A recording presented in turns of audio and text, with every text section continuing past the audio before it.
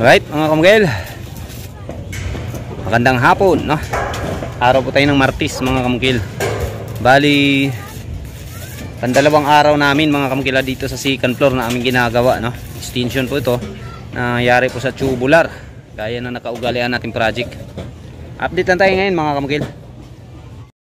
Okay, andito tayo sa pinakataas mga kamukila, sa bubong, no? Kung saan ginagawa namin itong pagtratrasis dito sa loob ng isang araw mga kamukil. Ito yung natapos namin. Umpisahan na namin na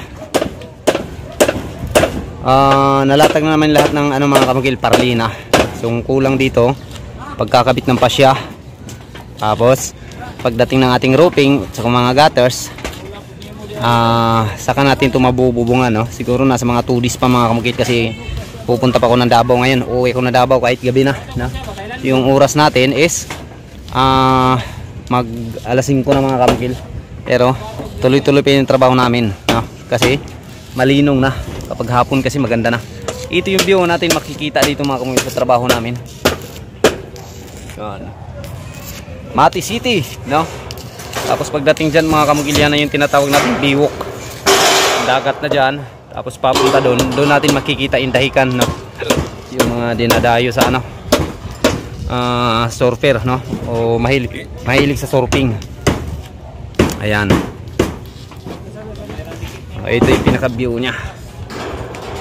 So itong second floor mga kamukil, 2 days namin itong trabaho. Mula dyan sa pinakababa, no? Paglatag ng mga runner, pagpatay ng poste. Kahapon yung naggawa namin, yung runner, tapos nakapagpatay kami ng 4 na poste. Tapos yung balcony, yung tinatrabaho ko. Tapos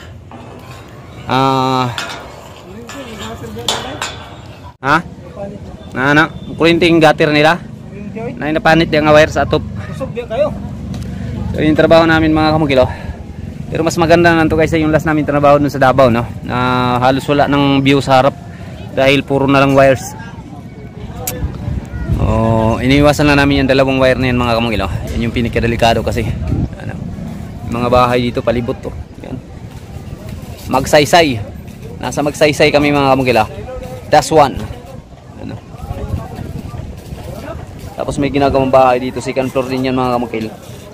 Cladding din yung nila, yung kalahati. Ayan,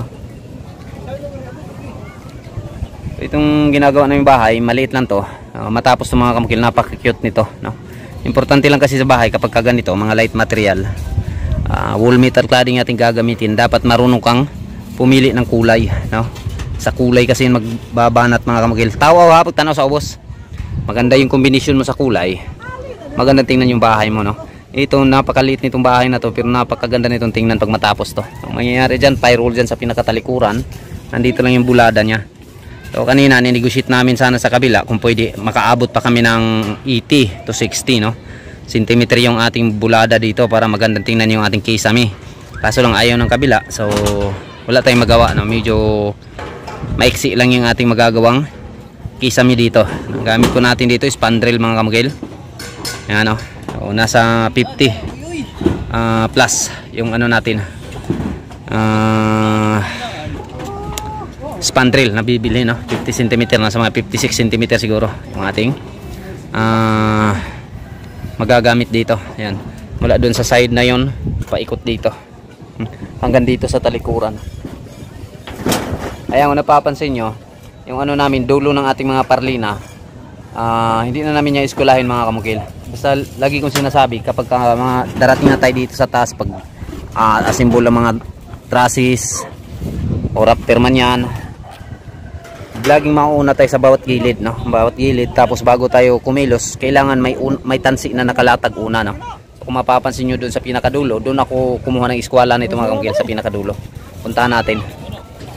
So ayan mga kamukil, nakikita nyo may tansi tayo dito, di ba? May tansi din doon.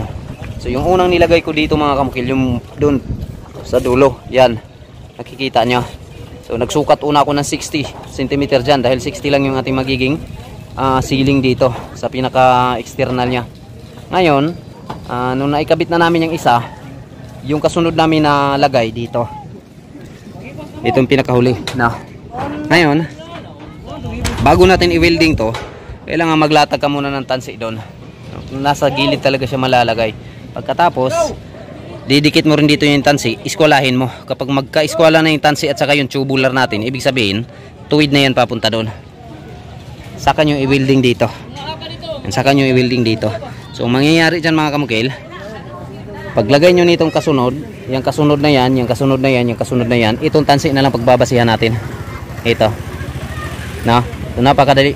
Kapag hindi kasi natin yung gagawin mga kamukil, madalas na makikita natin o ginagawa, dito na lang nagbabase, no?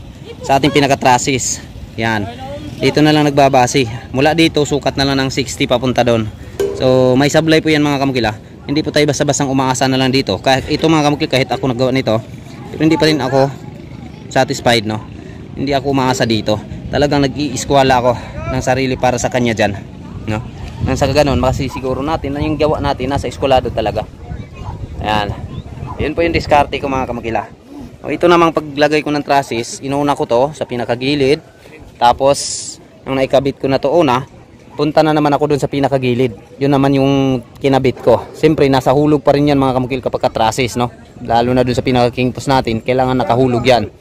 Tapos, kung napapansin nyo, may brace ako nilalagay. Ayan, o. Ayan. Kunikta yan dun sa taas. O, yun po, no? Pag na-align na yan, latag ka ng tansi mula dun sa gilid na yun, papunta dito sa gilid na to, no? Kahit na mga kamukil nakalibil yung pusti natin, hindi, naniniguro pa rin ako mga kamukil.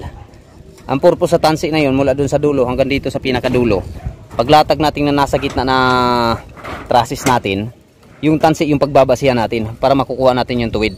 Kung napapansin nyo yung parlina namin, nakapakatuwid yan mga kamukil, papunta yan dito pababa, no? Hindi ka makakita dyan ng paalon-alon. Dahil sa bawat trabaho ko pagdating sa trusses mga kamukil, laging nakauna yung tansi. Yun yung pinakasikreto ko. Okay, o, abangan nyo na lang mga kamukil yung finish natin dito. Basta araw-araw mag-a-update ako dito mga kamukil. Baka sakaling mapagkunan nyo ng idea, no? Kasi may mga kumukontak sa akin, yung trabaho ko yung pinagkukunan nila ng idea. Minsan nga gusto nila ganitong klaseng bahay, no? Ipapatrabaho nila, tinatanong magkano daw yung gastos. So sa mga gawa ko mga kamukil, nagiging modelo na, no, ng mga manonood yung mga gawa ko, no? So salamat po sa inyo, lalo na sa mga solid supporters natin. Maraming salamat. At saka sa mga bashers ko, unti-unti kayo nawawala, no? Namimiss ko na kayo. Magbalik sana kayo mga bashers, no, para dumami yung views natin. Tiningi ko sa inyo mga kamugil, paki-share mga kamugil yung aking video. Kunting share lang, no? Pindutin lang natin yung share. Sana lang makuha nyo, mai-share yung aking video mga kamugil. Maraming salamat.